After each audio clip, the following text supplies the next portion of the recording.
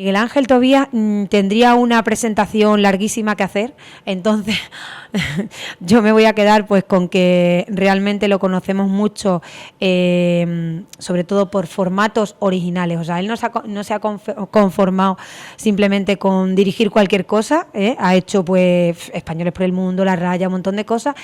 Y bueno, a mí me gustaría saber, supongo que eso es un riesgo, ¿no? Porque hay que catalogarte de alguna manera como sobre todo persona que arriesga dentro del mundo del cine, porque produce, dirige, tal, pero encima crea formato de manera original. Esto puede funcionar muy bien o no, ¿no? Es la reflexión que podría hacerte para empezar. Bueno, yo lo primero que tengo que decir es que como creo que la vida es un riesgo, y además, entre otras cosas, doy conferencias, y hay una que doy mucho con el título de que la vida está al otro lado del miedo. Entonces, claro, no podría estar hablando de esto, de que la vida está al otro lado del miedo, si no me lo aplicara. Así que tengo que decir que yo, desde que tengo uso de razón, no he hecho otra cosa más que arriesgarme en mi vida en general. Incluso practico deportes de riesgo, o sea, me tiro de aviones, hago caída libre, estas cosas, y escalo, y con lo cual yo creo que esto al final está, ¿sabes?, en toda mi vida, y en este caso en la faceta profesional también. La verdad es que cuando yo decidí, hace 15 años, montar la productora, lo hice con el convencimiento de que el audiovisual es el motor más potente que hay para cambiar el mundo. Entonces me di cuenta de que como somos animales de repetición, pues cuando lo que vemos a través del cine, los documentales, la televisión, hoy día la publicidad, internet, comprendí que si los ejemplos son negativos, la sociedad vira en negativo, y que si los ejemplos son positivos, la sociedad ayudamos a que vire en positivo. Así que en realidad el audiovisual para mí es una herramienta, como podría ser cualquier otro ámbito de la vida, como podría ser la educación o como podría ser cualquier otra actividad realmente humana, en que lo que hago es utilizarlo para intentar mejorar un poquito este mundo en el que vivimos. Y eso requiere arriesgarse, si no, no avanzamos, ¿no?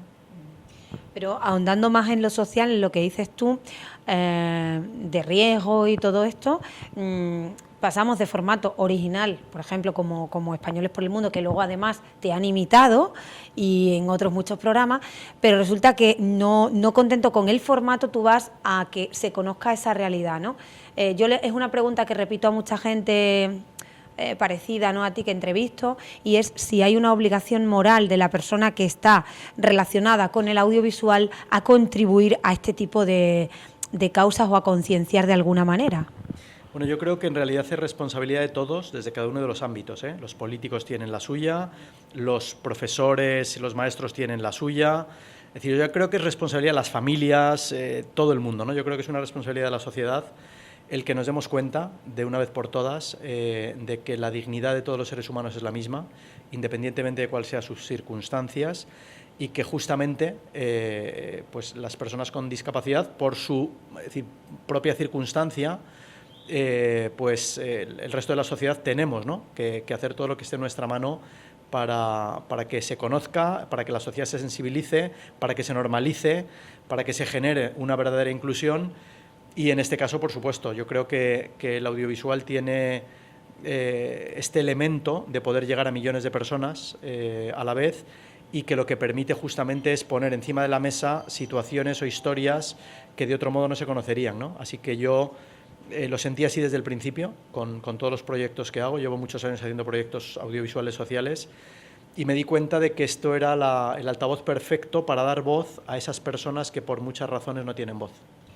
En el caso, por ejemplo, de Yene, precisamente, supongo que supondría un reto total, y me gustaría saber cómo empieza a gestarse ese proyecto, por qué razón, cómo conoces toda esta historia y por qué tratas de llevarla, como la has llevado al final, al cine. Pues la verdad es que la historia la conozco en un avión, hace 5 años, que yo estaba rodando una película en México, y en el avión de Madrid a México, en un periódico, leo un titular que dice: Genet Corcuera, una española, la primera sordociega de nacimiento europea en conseguir un título universitario, ¿no? Entonces volví a leer el titular y me quedé muy impactado con la noticia, con lo que explicaba, y dije, bueno, aquí hay una historia de cine claramente, pero de hecho pensé, digo, seguro que ya alguien está escribiendo ese guión. Digo, alguien más importante que yo, con más medios, seguro que sí, ¿no? Y yo de vez en cuando iba mirando en las redes sociales, iba mirando en internet y pasaban 6 meses, pasaba un año y medio y yo no veía que nadie estuviera trabajando en esta idea. Entonces, cuando pasaron 2 años y medio, que yo había acabado uno de los proyectos en los que estaba, dije, bueno, pues si nadie la hace, la voy a hacer yo. Y realmente así es como surgió el proyecto. Por supuesto, una vez que dije, la voy a hacer yo, esto era lo fácil. Lo difícil era todo lo que ha venido después, incluso cómo llegar a ella.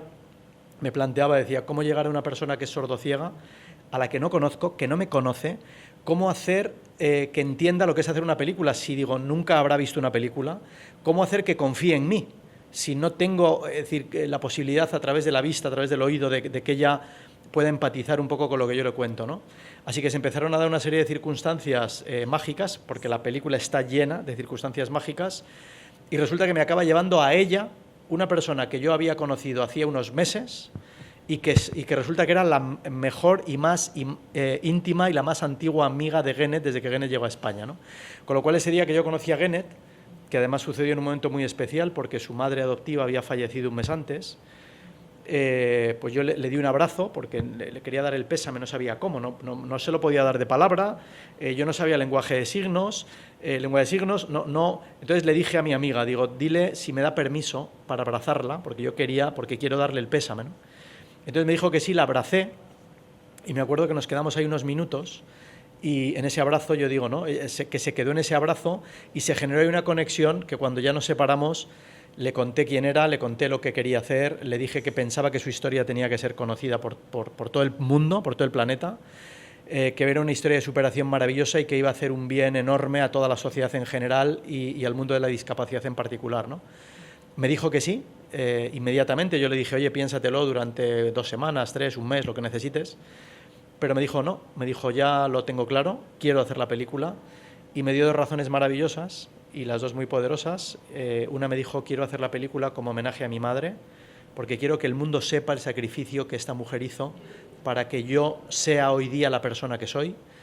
Y por otro lado me dijo, también me gustaría hacer la película para que el mundo sepa que si todos los sordociegos del planeta tuvieran las oportunidades que yo he tenido, y ella es consciente de que fue adoptada por una mujer española, que tenía posibilidades intelectuales, que comprendió la situación, que vino a un país como España, que tenía los medios, ¿no?, como para poder ayudarla, y un sistema educativo como para poder ayudarla. Ella dice, si todo el mundo tuviera esto, habría muchos sordociegos integrados en la sociedad, en vez de estar abandonados en el absoluto ostracismo y olvidados del mundo y de la sociedad, ¿no? Y esas fueron las 2 razones, así que una vez de que ella me dijo que sí, pues ahí empezó ya toda la pelea gigantesca que supone poner en marcha una película, buscar el dinero, la financiación, que es, en fin, ha sido un trabajo de 3 años, y el propio rodaje de la película, ¿no? Porque como yo quería que la película estuviera llena de verdad, además de que estaba contando una historia real, en un momento determinado, cuando empecé a rodar, yo me daba cuenta que Genet se movía por el espacio de una manera demasiado normal, con demasiada soltura, ¿no? Entonces me senté con ella y le dije, oye, Genet, estaba pensando una cosa, digo, ¿tú te atreverías a interpretarte a ti misma en la edad adulta? Y entonces ella me dijo, ¿eso qué es? ¿Cómo sería? ¿Como hacer teatro? Y yo digo, ¿teatro? Digo, ¿tú qué sabes del teatro? Y me dice, es que yo hice una obra de teatro en el instituto. Digo, ¿en serio? Y digo, ¿pero qué obra de teatro hiciste? Me dice, La casa de Bernarda Alba. O sea, además una obra gigante, ¿no? Y entonces le dije, sí, Genet, es como hacer teatro. Y entonces me dijo, pues me atrevo. Entonces, una vez de que ya había decidido que Genet iba a ser la actriz que se protagonizara a sí misma en la edad adulta, pues también pensé que las 5 actrices que hay por debajo de ella, desde la bebé, pensé que las 5 tenían que ser etíopes, que las 5 tenían que ser huérfanas, como Genet, y las 5 adoptadas, porque eso le daba a la película una fuerza y una verdad enorme, y en la propia interpretación de las niñas, ha llegado a tal punto que mucha gente me ha preguntado, oye, ¿pero las niñas que hacen de Genet también son sordociegas? Digo, no, afortunadamente las niñas ven y oyen, pero han hecho un papel tan espectacular, se han metido en el papel de corazón de una forma tan brutal por el hecho de ser conscientes de que Genet es una persona etíope como ellas, huérfana como ellas, adoptada como ellas, ¿no? Y esto es lo que me ha dado la oportunidad de hacer esta película, que la verdad es una película maravillosa. Es un regalo, la verdad es que sí. Bueno, a mí me gustaría, para concluir, algo que... No, ¿cómo concluir? Tengo mucho bueno, más que decir. no, y yo que escuchar, lo que pasa que hay un límite, pero si yo estaría contigo días y días aquí. Hombre, sin el micro porque me canso un poco, pero estaría días y días. Yo lo sujeto, ¿eh? No, esto tiene que ser así, He todo... visto ahí, estoy sufriendo, digo, estaba a punto de cogerlo y digo, yo lo sujeto. No. Sí que te tengo que preguntar precisamente por todo lo que has plasmado, que siempre hay que quedarse con lo que no se ve no existe, ¿no? Entonces, para intentar focalizar la atención hacia este tipo de cine que tiene más dificultades de exhibición o que se exhibe mal, porque muchas veces pues somos catalogados de superhéroes, ¿no? La gente con discapacidad y a lo mejor no es tratado como nosotros quisiéramos, ¿no?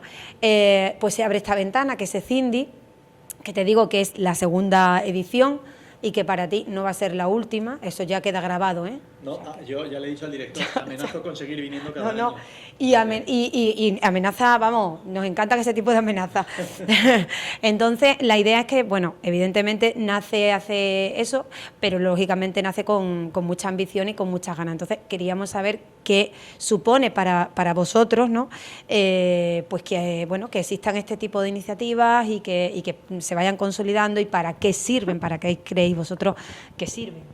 Bueno, tengo que decir primero que mi pelea, como cualquier es que en este caso soy el productor y el director, entonces el director habla de la parte creativa, pero el productor, es decir, forma parte de mi pelea que la película se vea por todo el mundo, ¿no?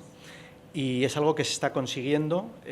La película se estrenó en 100 salas de cine en España, hicimos una gira por 15 ciudades, aquí en Extremadura estuvimos en Cáceres. Ahora estamos en la gira por toda Latinoamérica, donde va a ir a los cines la película también. Y el objetivo es que la película se vea en todo el mundo, ¿no? Pero es verdad que por la propia temática, claro, es decir, es algo que las salas comerciales, es decir, en un primer momento es como que les genera la duda de si la película o no, como tal, va a funcionar, ¿no? Afortunadamente para esta película, para Me llamo Genet, ahora ya está en la plataforma de Movistar, la película, después de que sale de Movistar, va a Televisión Española. Y además yo me he comprometido y estoy trabajando con las consejerías de las distintas comunidades autónomas, con las consejerías de educación, para que la película se pueda ver en todos los colegios, que la puedan ver todos los estudiantes y todos los niños, ¿no?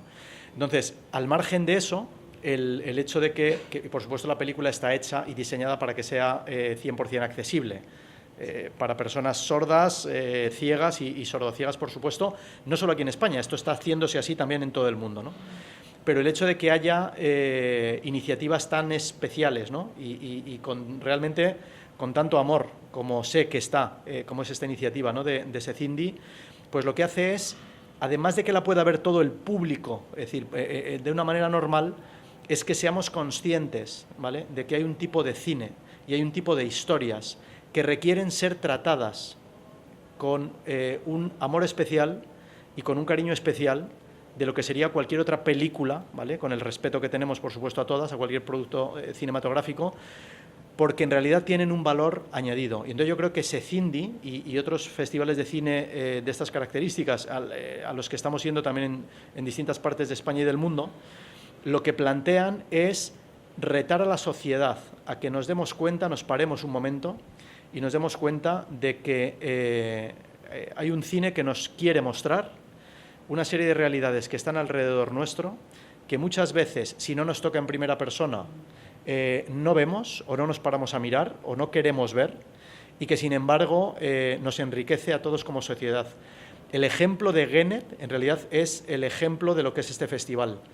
Una persona sordociega que ha nacido en África en plena hambruna, que fue abandonada, recogida, entregada en un orfanato, superviviente, porque murieron cientos de personas de hambre, de niños alrededor en aquel orfanato en los años que ella estaba, adoptada, y que sin haber recibido ningún estímulo intelectual de los 0 a los 9 años, empieza aquí un proceso educativo y se convierte en la primera sordociega de nacimiento en conseguir un título universitario en Europa en la historia, ¿no? Yo creo que es decir, esto entronca perfectamente con el objetivo de lo que es este festival, ¿vale?, de darnos cuenta, como decía antes, de que todos somos iguales, que lo único que nos diferencia son las circunstancias de cada uno, Muchas veces explico, digo, no hay nadie en realidad que no sea discapacitado en este concepto, simplemente que hay discapacidades que son más obvias que otras, algunas se ven o no se ven, pero además una cosa todavía más importante, y es que siempre digo, si tenemos suerte, que quiere decir que hemos vivido muchos años, porque si no es que nos hemos muerto antes, todos acabaremos siendo dependientes en cualquier manera, ¿no? Con lo cual yo creo que esto nos permite hacer una mirada muy especial, a darnos cuenta de que todos somos iguales, de que tenemos la misma dignidad, de que si se nos ayuda podemos hacer cualquier cosa y que nuestra vida, la de cualquiera de nosotros, independientemente de nuestras circunstancias, es exactamente igual de válida y nos merecemos el mismo respeto. Te iba a preguntar qué te ha enseñado Guinness, pero es que yo creo que ya lo has contestado también. Claro.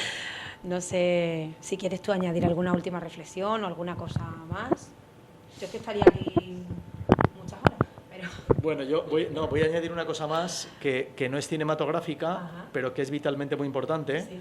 y es decir que estoy muy, igual que cuando hicimos la gira de estrenos por toda España, para mí era muy especial estar en Cáceres, lo es también estar en Mérida, porque aunque yo soy de Bilbao, de nacimiento, mis padres, abuelos, bisabuelos, o sea, toda mi familia es de Alcántara, de Cáceres, con lo cual estoy muy feliz con mis raíces extremeñas de estar en mi tierra, de estar aquí en Extremadura y además presentando pues en un sitio tan especial como es Mérida, para el mundo del arte y de la cultura, indiscutiblemente, en este festival de cine SECINDI y lo que es estar en Extremadura, que es estar en mi casa.